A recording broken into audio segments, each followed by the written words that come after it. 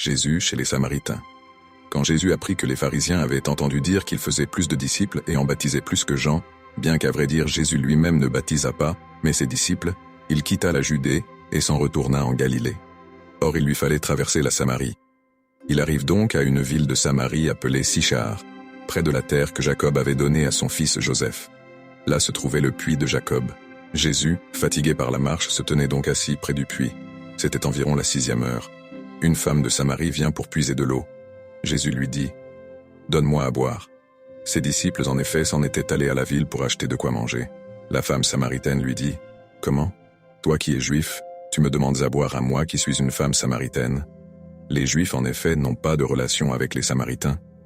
Jésus lui répondit « Si tu savais le don de Dieu et qui est celui qui te dit « Donne-moi à boire », c'est toi qui l'aurais prié, et il t'aurait donné de l'eau vive. » Elle lui dit « Seigneur, tu n'as rien pour puiser, et le puits est profond. D'où l'as-tu donc l'eau vive? Serais-tu plus grand que notre père Jacob, qui nous a donné ce puits, et y a bu lui-même, ainsi que ses fils et ses bêtes ?» Jésus lui répondit « Quiconque boit de cette eau aura soif à nouveau. Mais qui boira de l'eau que je lui donnerai n'aura plus jamais soif. L'eau que je lui donnerai deviendra en lui source d'eau, jaillissant en vie éternelle. » La femme lui dit « Seigneur, donne-moi cette eau, afin que je n'ai plus soif et ne vienne plus ici pour puiser. » Il lui dit « Va, appelle ton mari, et reviens ici. » La femme lui répondit « Je n'ai pas de mari. » Jésus lui dit « Tu as bien fait de dire « Je n'ai pas de mari », car tu as eu 5 maris, et celui que tu as maintenant n'est pas ton mari. En cela tu dis vrai. » La femme lui dit « Seigneur, je vois que tu es un prophète.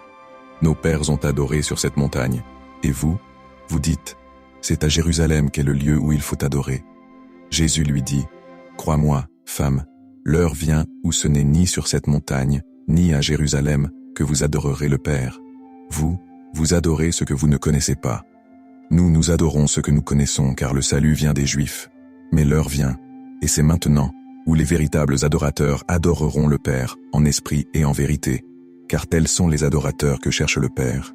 Dieu est esprit, et ceux qui adorent, c'est en esprit et en vérité qu'ils doivent adorer. » La femme lui dit « Je sais que le Messie doit venir, celui qu'on appelle Christ.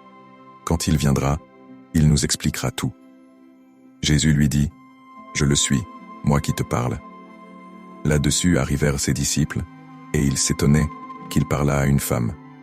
Pourtant pas un ne dit « Que cherches-tu » ou « De quoi lui parles-tu »